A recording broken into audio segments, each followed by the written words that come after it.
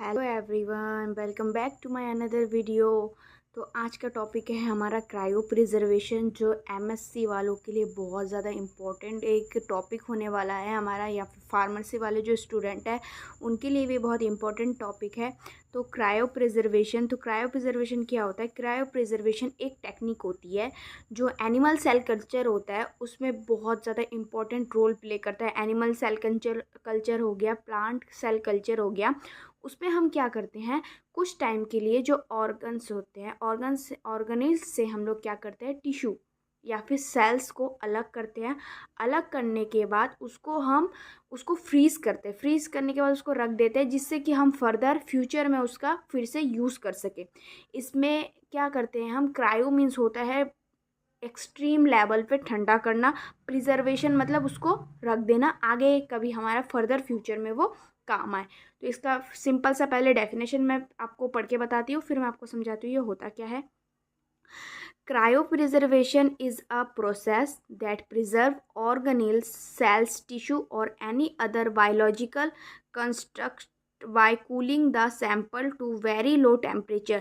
तो cryo preservation क्या होती है? एक टेक्निक होती है, एक प्रोसेस होता है जिसमें हम क्या करते हैं, ऑर्गेनेल, सेल्स या टिश्यू, कोई भी बायोलॉजिकल जो हमें कंस्ट्रक्ट होते हैं उनको हम क्या करते हैं, बहुत एक्सट्रीम लेवल पर कूल करके उनको हम लो टेम्परेचर में कूल करके उसको प्रिजर्व करते हैं, मतलब फ्रीज कर लेते हैं एक तरह से। और जब हमें फ्यूचर में कभी हमें उसकी ज़रूरत पड़े तो हम उसका रीयूज़ कर सकते हैं।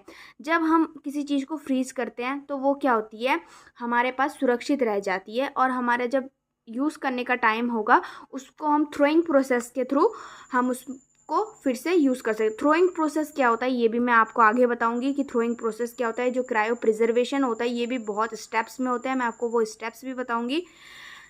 मेनली क्या होता है, usually -196 degree Celsius using liquid nitrogen. हम क्या करते हैं, -196 डिग्री सेल्सियस, मतलब हम उसको इतना ठंडा कर देते हैं कि उसका टेम्परेचर कितना कर देते हैं, -196 डिग्री सेल्सियस।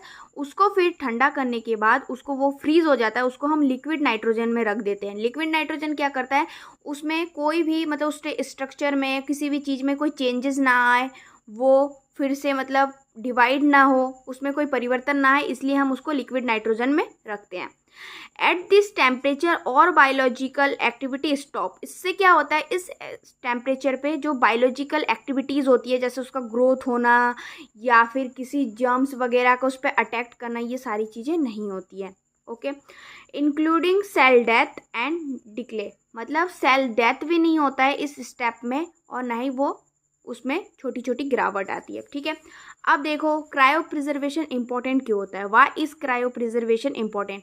तो जो क्रायो प्रिजर्वेशन होता है वो हर फील्ड में अलग अलग उसका इम्पोर्टेंस है।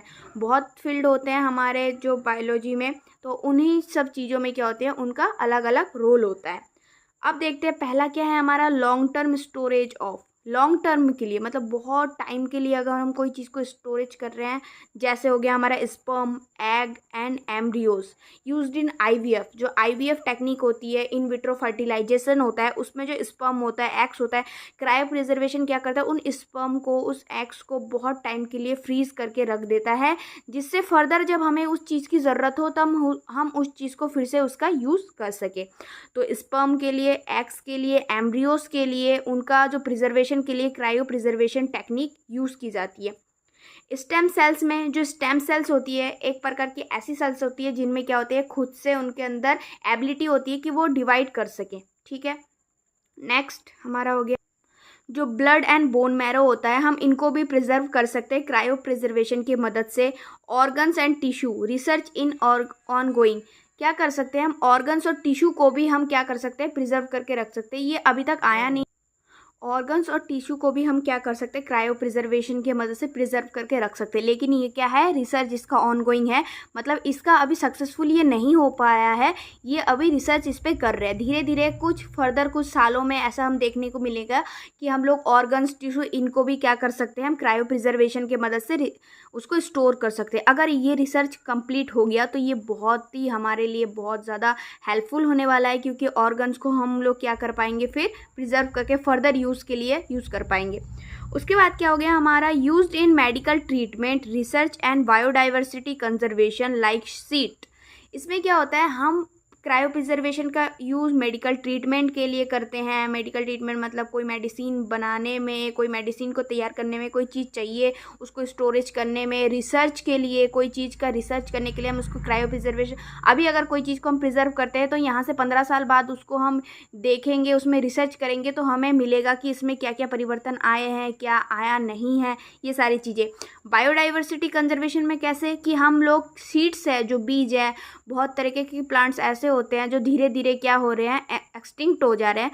तो उन जो हमारे प्लांट हो गए उनके जो सीड्स हैं उनको क्रायो प्रिजर्वेशन के रूप में हम लोग उसको प्रिजर्व कर सकते हैं और फर्दर फ्यूचर में हम उस बीज को फिर से उगा सकते हैं और उन प्लांट्स को हम फिर से पा सकते हैं। Banks and endangered species preservation, और बहुत सारी ऐसी एंडेंजर्ड स्पीसीज़ हैं, मतलब जो विलुप्त होने के कगार पे हैं, उनको हम क्या कर सकते हैं, प्रिजर्व कर सकते हैं। नेक्स्ट हम देखते हैं इसमें, नेक्स्ट है हमारा स्टेप्स इन क्रायो प्रिजर्वेशन। इसमें हम देखेंगे कि कौन कौन से स्टेप्स में जो हमारा क्रायो प्रिजर्वेशन होता है वो प्रोसेस क्या होता है। पहला क्या है हमारा सैंपल प्रिपरेशन। पहले क्या होता है, हमें सैंपल प्रिपेयर करना पड़ता है, जिस सैंपल को हमें क्या करना है, प्रिजर्व करना है। पहले क्या करते हैं हम, सेल्स आर सस्पेंडेड इन अ क्रायोप्रोटेक्टिव।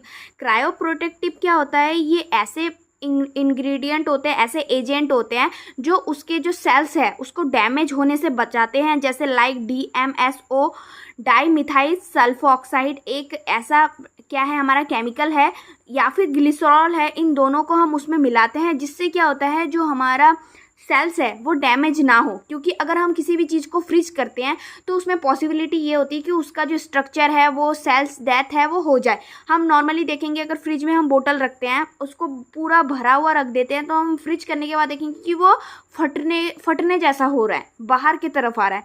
वैसे ही जो हमारा सेल्स है वो भी ऐसे ही रिएक्ट करते हैं। तो इसीलिए हम उसमें क्रायोप्रोटेक्टेड एजेंट मिलाते हैं, DMSO या फिर ग्लिसरॉल।